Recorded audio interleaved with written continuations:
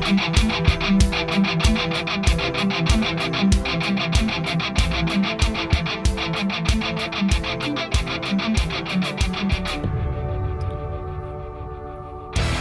is Jerome Corsi, and today it's Thursday. It's August 3rd, 2023. Thank you for joining us on thetruthcentral.com. We're doing podcasts every weekday. Now, today I want to do a special presentation. Some of these are not just covering the news every day, but I want to get into some of these topics more deeply. And I want to really penetrate into a question here of the new book I've just written. It's coming out. It's in print right now. It's in press right now. It'll be in print in November, but it's finished. And Chris will show you the cover of it. It's The Truth About. It's the second in the series of the Truth books. The Truth About Neo-Marxism, cultural Maoism, and anarchy. And I find these topics to be fascinating. I think they're kind of bizarre. And we're going to explore postmodernism today. This is my second in this series. The first one was The Truth About Energy, global warming, and climate change. And these books are about the truth. They're about difficult subjects, but I think they're the books I'm writing. I'm trying to make these books definitive so that we expose the truth. And once you've read the book, you'll understand why the climate science of carbon dioxide is junk. And it's actually pretty silly. And we're going to do the same thing here with neo-Marxism, cultural Maoism, and anarchy. If we don't deconstruct these, if we don't show that they are not truthful, this is what will destroy the world. We're headed towards a nuclear war because these people are in charge. They're demons, and they are insane. They don't believe in God. They don't believe in truth. They don't believe in objective reality. Now, today we're going to deal with one of my absolute favorites. This is a guy, I think, Jean Baudrillard, French. Okay, now, he lived from 1929 to 2007. They always say he's one of the France's leading intellectuals. I mean, coffee shop, nut house, sipping cafe in the streets of the Champs-Élysées. And I've been to the Champs-Élysées many times. It's a big, wide avenue, and it's the French think it's the center of the world, and I think it's a big, wide avenue with an arc in the middle of it. So Jean Baudrillard is a postmodernist. Now, he also became part of the Matrix movies because his thinking, when the producers of the Matrix, and I'm sure everybody's seen the Matrix movies, there are probably very few who have not, which is how they find out that the world is really all these numbers and a computer system. The world is a computer system, and we're living in a artificial reality. It looks physical, but we're really just in a computer game. We're characters in a computer. We don't know we are. It's a Truman Show. If you could see it from the outside, you would realize that this is not what it appears to be to us. We're just the characters in this game. We think that we're real people. We're not. Okay, so postmodernism challenges the concept of reality, which is what the Matrix movies did. And the people who made the Matrix movies, like Baudrillard, and they actually put him in the movie. I'm going to show you how. I'm going to show you a clip of this. It only lasts about 2 minutes. And these are a group of people who are discussing the philosophy of the Matrix and Baudrillard. And it's pretty bizarre. Now, I don't promise that this is going to be a normal conversation. I think you're going to find this bizarre, but I think you're going to find it amusing. So, Chris, would you play the video? Welcome to the desert of the real. According to continental philosophers, we're now in the postmodern condition, a condition in which reality has all but disappeared. And in fact, one of the interesting things about Baudrillard is that if you take him seriously, he appears to hold that reality has disappeared. Postmodernists are fond of thinking that their work is something sort of radically different from what's gone on before, but I think it's a sort of straightforward extrapolation of the sort of stuff we get in Kant, and the idea that the world is in some way or other construction of what's going on in my mind. It's really striking that it's one of the few movies that shows a work by a real philosopher in the context of the movie. So Baudrillard's Simulacra and Simulation turns up towards the beginning of the movie in this book that Neo has his contraband software in. If we turn to page 1 of Simulacra and Simulation, we see Baudrillard commenting on a Borges fable in which cartographers of an empire create a map that is so perfect and coextensive with geography that it touches the real geography at every point. What's really interesting is that for Baudrillard, the map is what's important. The map has primacy for us. The map is a simulacrum that, as a model, loses all reference to reality. In Baudrillard's fable, reality exists only as rotting shreds that are attached to the map. And this is the state of our age, according to Baudrillard, that the model itself has primacy for us. The real has become irrelevant, if undefinable, and clings only as vestiges. And he's coined the phrase, the desert of the real, to describe the state of our age. Okay, that's Baudrillard. And I always like to see him smoking his cigarettes. I'm sure John Paul Sartre would have loved to have coffee with him. These guys are armchair intellectuals. They're dangerous, though. And his idea is really not particularly novel. Plato is dealing with the same idea in the myth of the caves, where Plato in the Republic portrays us as if we are sitting in a cave and we can see ahead of us, but we can't turn around and see behind us. And behind us are people moving with torches, and they're projecting images onto the screen. And what we see as reality is just projected images. We don't see the real reality behind us of the people with the torches who are making the images. So the idea here, when the guy said Kant, K-A-N-T, Kant was a philosopher in the 1700s, a German philosopher, and I write about Kant in this book. Kant started out from the premise that all of our experience is subjective. In other words, okay, you come into the world and you've got your senses. So everything you know about the world is through the 5 senses. Smell, sight, sound, touch, taste. And that's how we experience the world. And what we do is we make an image of the world. We form a mental image of the world in our minds.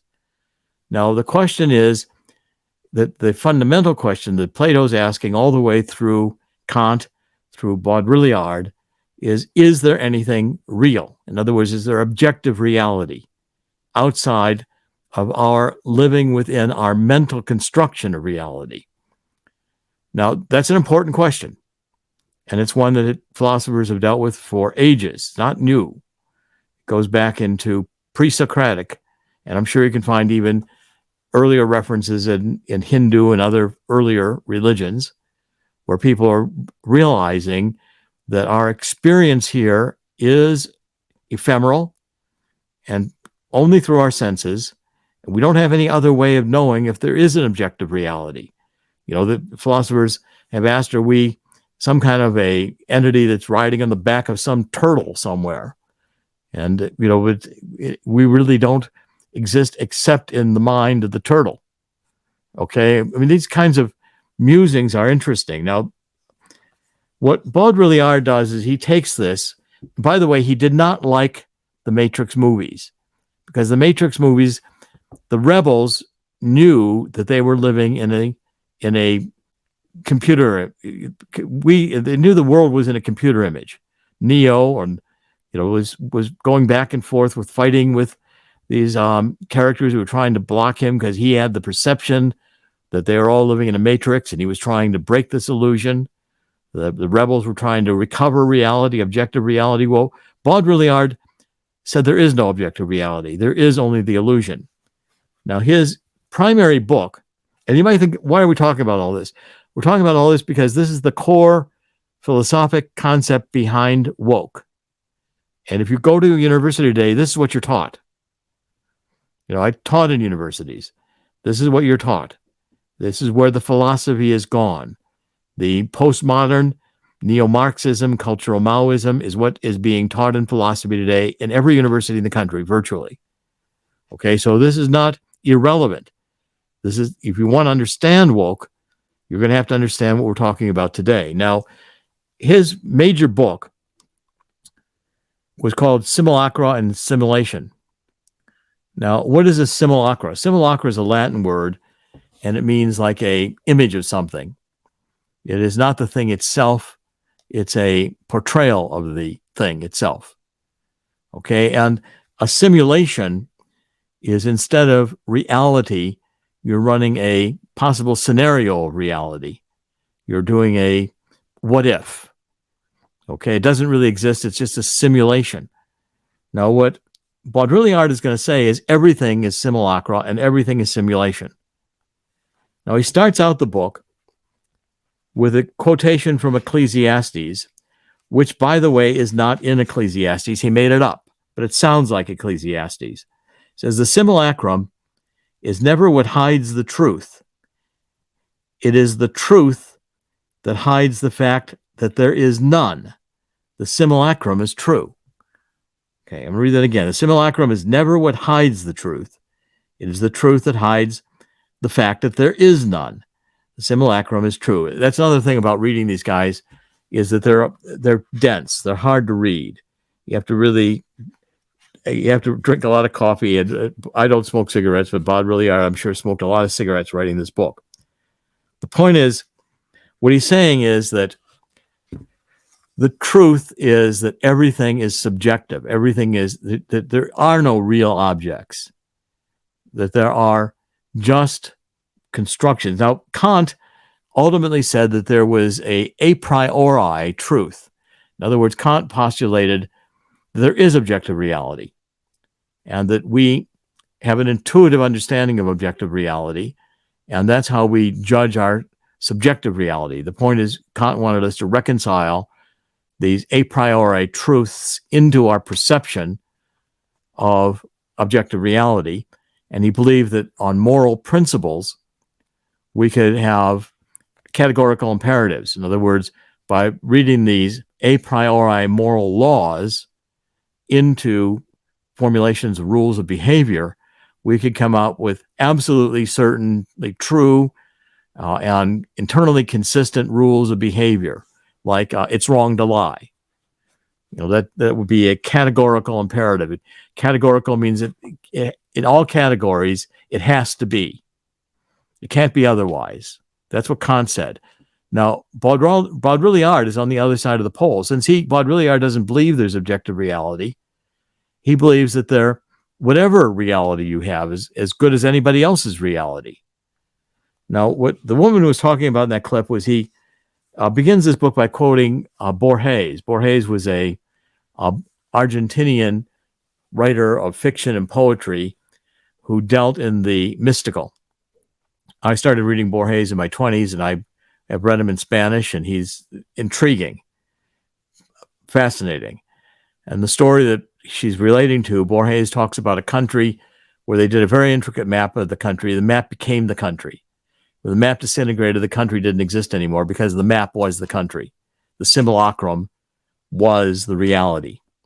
Okay, that's the whole point here. Now, I want to read a couple parts of what I wrote, and I want to get you into the understanding of how we deal with this, because this is going to be important in dealing with postmodernism and in dealing with the entire woke culture. I call Jean Baudrillard the high priest of nihilist postmodernism. Okay, now, postmodernism is this whole phenomenon and it dominates philosophy right now. It dominates the entire Frankfurt school, which were a group of largely Jewish philosophers who escaped Nazi Germany when they lost to the fascists. They came to the United States through Columbia University, and they wrote books destroying America. They were behind a lot of the anti-war movement in the 60s. They're still behind, to some extent, the woke movement today. At least it traces to their thought. Now, what Baudrillard is saying is a radical concept that there is no objective reality behind our subjective perception of reality. Going one step further, he argued that reality itself is nothing more than the images we create, such that these images become reality. He doesn't really deal with the fundamental problem of, interpersonal, intersubjective agreement about reality. How is it that 2 or 3 people can see the same chair? How is it a bunch of people can see the same baseball game? For Baudrillard, those people don't really exist. They're only in his mind. So they're watching the baseball game that's in his mind. And if he's not watching it, there is no baseball game. Okay, that's basically their reality. So simulacrum, it comes from the verb similare in Latin, which means to make like, to imitate, to copy. His point is the copy is the reality. The made up is the reality. It's a fictional quote from Ecclesiastes. I'm going to do one more thing here, and I want to ask Chris what he thinks about this. Now, the fabricated quote, which I just read, it sounds like King Solomon. It sounds like a lot of the verses you read in Ecclesiastes. But King Solomon laments that a life lived to pursue wisdom involves much grief and sorrow, contemplating human madness and folly. That's Ecclesiastes 1:17. And I'm saying that's really the conclusion I come to reading Baudrillard. In other words, we're dealing here with a lot of human madness and folly, and it has caused a lot of grief and a lot of sorrow. Namely, the madness and folly of his writing have propelled neo-Marxism and cultural Maoism to a new level of value relativity that has produced much subsequent sorrow and grief on earth. Baudrillard's point in his rendering of King Solomon is that simulacra and simulations are the only reality. His nihilistic denial of objective reality elevates every subjective human perception of reality, including the subjective perception of schizophrenics, to the level of a natural law that all must accept as universally accurate and true. What's a schizophrenic? Schizophrenic is a psychiatric term for a person who has created for themselves a fictional reality, and they live in that fictional reality. Now, there are famous cases of schizophrenia, and I'm sure most of the people watching today did not see some of the television shows that were produced in the 1970s where they were showing cases of schizophrenia where people had multiple personalities. Multiple personalities are very interesting in psychiatry because a person can be one person, they shift to a completely different person, they behave as that different, and they don't connect the two personalities one to the other. Some schizophrenics have many multiple personalities. They may have 7 or 8 personalities, and you never know which one that you're talking to till you figure out how it's behaving. And they shift because they're all disturbed. They're all imaginations. They're all created. They aren't the person. The person is nothing. Schizophrenia is a form of very deep psychosis in which you've lost touch with reality. Okay, now paranoid schizophrenics, John Nash was a paranoid schizophrenic. He was a brilliant economist who came up with a theory that challenged Adam Smith. There had been movies on him. A Beautiful Mind was about John Nash. He went to Princeton. And paranoid schizophrenic means you think that there are people out to get you. And you actually create these people. He was living in a reality of Cold War where he was talking to military agents and he was on government assignments and he was finding secret clues and he was putting together all this puzzle of what the Soviet Union was trying to do and communicate to us. It was all made up, but yet he was brilliant. And he challenged Adam Smith. Adam Smith had a theory in economics that everybody doing their own thing, competing with each other, is the way you advance. John Nash said, no, you got to cooperate. And John Nash in the movie shows that he and a bunch of his buddies go out to a bar, and if they all hit on the most beautiful girl, nobody gets them. Nobody gets that girl. If they divide up the girls, they divide their attention, somebody's got a chance of getting some of the girls. So they cooperate to decide who's going to talk to which girl. And they have a better opportunity to win than if they all went after the one they really wanted. Now that's again, brilliant thinking. but it also reflects some of the schizophrenia because it has to do with the reconstruction of reality that is interesting, and schizophrenics are often very interesting. It's just you don't want to let them be in charge. That's the basic problem. Now, I want to get one more point. First of all, Chris, what do you think of all this? You talk about the schizophrenics, and this is a very serious disease when it comes to psychological disorders. What we have today are people who seek attention at this point and maybe use that sort of thing. They create their own realities. But aside from just living it inside them themselves, they try to demand that other people accept those realities and interact with them as such. We can go to the lowest level and find the child that identifies him or herself in the school as a cat. And the teacher will get fired if he or she does not identify that child or refer to him as or her as a cat. This is something that was an interesting philosophical discussion over the years. Now it's a serious societal situation now. Right. They're actually playing this out. Let me read this next part. And Chris, you can stay here. You can show the book a couple times, but we're not going to run any more videos. I write this. I said, when discussing this transition in how people perceive images in history, which is part of what Baudrillard was talking about with Borges, Baudrillard explained that the view of images as accurate reflections of a profound external reality led to the mistaken beliefs in God, theology, and natural law. Baudrillard's now going to get rid of God. Okay, he's saying that because we believe there was this objective reality, we believe there was objective right and wrong, we believe that there was some meaning to our experience here, and we'd be judged by our behavior. Now the technology allows us to appreciate that there is no objective reality to perceive.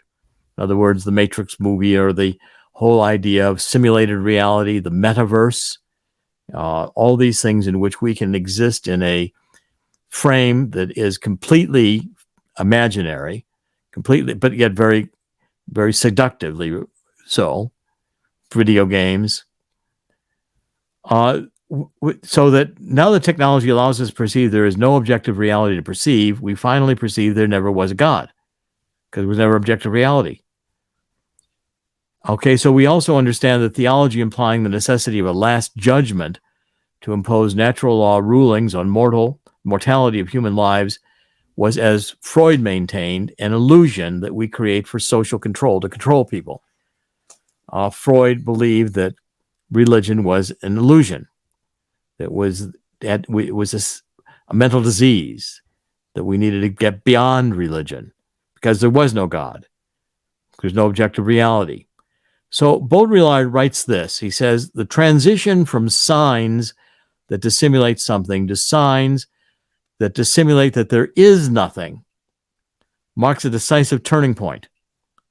The first reflects a theology of truth and secrecy to which the notion of ideology still belongs. The second inaugurates the idea of simulacra and simulation, in which there is no longer a God to recognize his own, no longer a last judgment to separate the false from the true, the real from its artificial resurrection, as everything is already dead and resurrected in advance. Okay, so Baudrillard is extreme on this. And in the following sentence, he asserted that when the real is no longer what it was, nostalgia assumes its full meaning. For him, the harsh reality is that the myth of origin and the signs of reality were always false. However, we poor humans still regret losing those wrongfully conceived but comfortable illusions, refusing to accept that our reality is a reality of nothingness. Proudly, in the concluding chapter of his book on nihilism, Baudrillard declares, I am a nihilist. Again, he explained, as Shakespeare had posited, that life is full of sound and fury, signifying nothing. I believe that comes from Macbeth or Hamlet, one of the two. I've footnoted. By the way, this book's got 1,400 footnotes in it. I observe, this is Baudrillard, I observe, I accept, I assume the immense processes of the destruction of appearances and the seduction of appearances. This is how these guys write. in the service of meaning, representation, history, criticism. That is the fundamental fact of the 19th century. The true revolution of the 19th century of modernity is the radical destruction of appearances, the disenchantment of the world and its abandonment to the violence of interpretation and history. So Baudrillard rejected Kant and Hegel because they presumed that we would advance the human spirit through the workings of an historical dialectic, the Marxist dialectic, was invented largely by Kant, although it goes back into pre-Socratic thought as well. Thesis, antithesis, antithesis, synthesis. Disagreeing, Baudrillard concluded that the only working out we humans can do in history is to realize how deluded we were to assume objective reality, natural rights of law and right and wrong, a creator, an all-knowing, benevolent God who ruled heaven and earth. Indeed, Baudrillard reveled in the celebration that the 20th century was the dawning of human consciousness to appreciate that our existence amounted to nothing. He concluded, I observe, I accept, I assume. That's out of, je pense que, Descartes. I think so, I think therefore I am. Je pense, ergo, ego sum. I think, je pense, ego, I'm here, I exist. So his statement was, I observe, I accept, I assume, I analyze the second revolution, that of the 20th century, that of postmodernity, which is the immense process of the destruction of meaning, equal to the earlier destruction of appearances. He who strikes with meaning is killed by meaning. Baudrillard made sure that he did not confuse, that we don't confuse him with Kant or Hegel or the Frankfurt School critical theory. He said the dialectic stage, the critical stage is empty. Nothing in dialect, there's nothing in the critical theory. There is no more sage, there is no more meaning or therapy through meaning. Therapy itself is the generalized process of indifferentiation. Okay, so in a sentence or two, Baudrillard dismissed the neo-Marxist critical theory of the Frankfurt thinkers as Adorno and Benjamin, various of these thinkers. And what he's basically saying is that there is no meaning. There is no end to history. There is no... Now, the combination of taking the Frankfurt School adopted a lot of Baudrillard's thinking. And postmodernity is the underlying theme of critical theory, of wokeness. So these people simultaneously assume that the world is advancing to a better stage through the dialectic, and they're going to create the utopia. And they alternatively believe that there is no meaning except for meanings that we posit, whatever that will be. So you can have an infinite number of genders because since there is no objective gender, sex is not defined by your physical organs. It's defined by your idea of how you want to engage in sexual activity. Okay, now that's the separation of the reality of physical reality of sex from its mental component, saying the mental component is all there is. Therefore, anybody who has a view of it is legitimate in having that view, and everybody has to accept that view. That's wokeism. And it goes a couple more levels. Because combined back to neo-Marxism, they say, well, we don't have to deal with facts because there aren't any facts. It doesn't matter that carbon dioxide is not the turning knob of the world. That's our narrative about it. So our job is to invent narratives. Our job is to invent memes, themes, and make these themes real. So I find the easiest way to explain it is John Lennon was affected by this, the songwriter, the Beatles. When he said in his song, Imagine, and he said, imagine a world with no religion, imagine a world with no God, imagine a country with no borders. Well, how about imagining a world with no John Lennon? The point is that Lennon was saying, like the Marxists say, that we need to posit. We need to, here's the principles we want to be the truth. We want to imagine a world with no police. We want to imagine a world in which there's no criminals. We want to imagine a world in which there is no United States, no slavery, no racism, no disease. We're going to imagine these, and then we're going to make them come true. Imagine a world, no hydrocarbon fuels. Everybody's going to have everything they want, but we're going to imagine it doesn't work because Baudrillard is nuts. And he wrote books. This is one of his favorite books. It's actually hard to get this book. Chris, I'm going to have you comment in a minute or two here. But he actually, this book's very hard to get. They try to keep it out of print. I've got one of the originals. It's The Gulf War Did Not Take Place. 1991, Gulf War did not take place. And it's a series of essays that he wrote, and he published it in 1991. Now, he knew there was a Gulf War. You know, he saw President George H.W. Bush with a coalition of troops go into the desert to get Saddam Hussein. But Baudrillard's point was the narrative of what that was all about was what the White House was saying was, well, he has invaded Kuwait. He has weapons of mass destruction, and we've got to go get Saddam Hussein. We got to, make sure he doesn't take Kuwait. We have all these countries coming in, and we're going to have a war, and we're going to go get shot, and it's going to be put on TV. That was when CNN first came into vogue because CNN was the only one there covering it live. People were glued to CNN to see what was going on.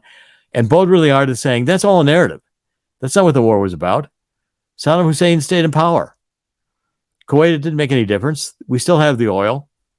So that whole thing was just a made-up narrative. It was just a subjective idea. And we got put through. Now, what they learned from this is what we're dealing with today. So this postmodern world can say, COVID, we're all going to die. Well, they knew it was a bad flu. It didn't matter. They were making a narrative. And through the narrative, they realized that they could get control of people because people would then obey. Once they could get that narrative sold. It's very hot summer. Well, because it wouldn't be this hot without global warming. If we just stop using hydrocarbon fuels, they can get that convinced to people. Then we stop using hydrocarbon fuels and they get what they want. Millions of people, billions of people die because you can't produce enough food for them. That's the known end result. But for Baudrillard, it doesn't make any difference since he doesn't believe he exists. He doesn't believe anything exists. He's a nihilist. He doesn't believe any of this is real. It's all just made up to him. So he's playing with it in a destructive way. And these people are destructive. They can only destroy. And unfortunately, the reality here is, and a lot of what I'm arguing in this book, and a lot of what I'm arguing in general, is that there is objective reality. There is right and wrong. There are consequences to this behavior. It's not accidental. It may have an aspect to it in which we experience it. The way we experience it different than dogs do or different than cats do. But yet, it's real. And it was created by God. We could be living in the mind of God, but it is in the mind of God. It's not in the mind of some sea turtle. And it's constructed for a reason, and it has rules. And that'll be my third book, because what these people want to do next is create superhumans, transhumans. And the vast majority of human beings they don't need. Guys like Harari at the World Economic Forum are there. It takes a lot to explain this. And I'm going to ask you to be reading these books. Because if you really want to master this, if you really want to understand the world you're being led into like sheep, you better wake up and you better start reading these things. And you better pay attention. Chris? Well, they've been doing it for several centuries. It's just a little more streamlined now and easier to do. Funny thing with something like the internet, where we can actually, in theory, look things up and find counter arguments and form our own opinions through a variety of real sources. Now that those sources are getting censored, the narrators, those who create the narrative, are the ones who and control the narrative, can actually keep. Well, we've seen it. They can actually keep the opposite and truthful information from us, where the narrative becomes the truth. That virtual reality that Baudrillard talks about, or kind of makes up on his own, is ours now. Maybe not ours, but that belongs to many people because it's easier to live in that narrative. Like you said, imagine if there was no war. Imagine if there was no government. Imagine if there was no no church or anything else, like John Lennon said. No poverty, no sickness, no. It would be nice. It would really be nice. The fact is, if we don't do anything about it, then everybody goes into a lull. And like what you talk about, your theme many times is a lot of these people are for depopulating the planet, and lulling people into this kind of sense is a surefire way of doing so. It's especially with the technology we have today, it's devious, and the control, the ability to control through messaging, through architecting a reality, through convincing people that it's true. A lot of psychological techniques used to subliminally plant these ideas, and they're hard to dislodge because we're also simultaneously not teaching people to think. We're not teaching people to read. We're not teaching science. We're not teaching math. We're basically just teaching cultural identity. We're in a Maoist cultural revolution, and the ones who are in charge are the Maoists, and they're waving their little red books, and they're telling us all that their reality, their Baudrillard, their little red books, are the truth. And doing my best to get people to think before these people do what Mao did and Stalin did, and that is kill millions of people. Today, they've got the capability of killing billions. And these people will create nuclear war if we don't stop them intellectually and understand what they're talking about and understand the philosophic basis from which they come. It's not easy. It's complicated. And it's very, very powerful and very evil. Let's wrap up. I don't like to go beyond this amount of time. Thank you, Chris. This is Dr. Jerome Corsi. Today is Thursday. It's August 3rd, 2023. In the end, God always wins. God will win here too. And please join me in the spirit of 2 Chronicles 7:14. Help join me getting on our knees, asking God's forgiveness for having let it get to this point where God's been removed from our schools, God's been removed from our society, and the demons are in charge. They won't win. We'll be back tomorrow. Thank you for joining us. God bless.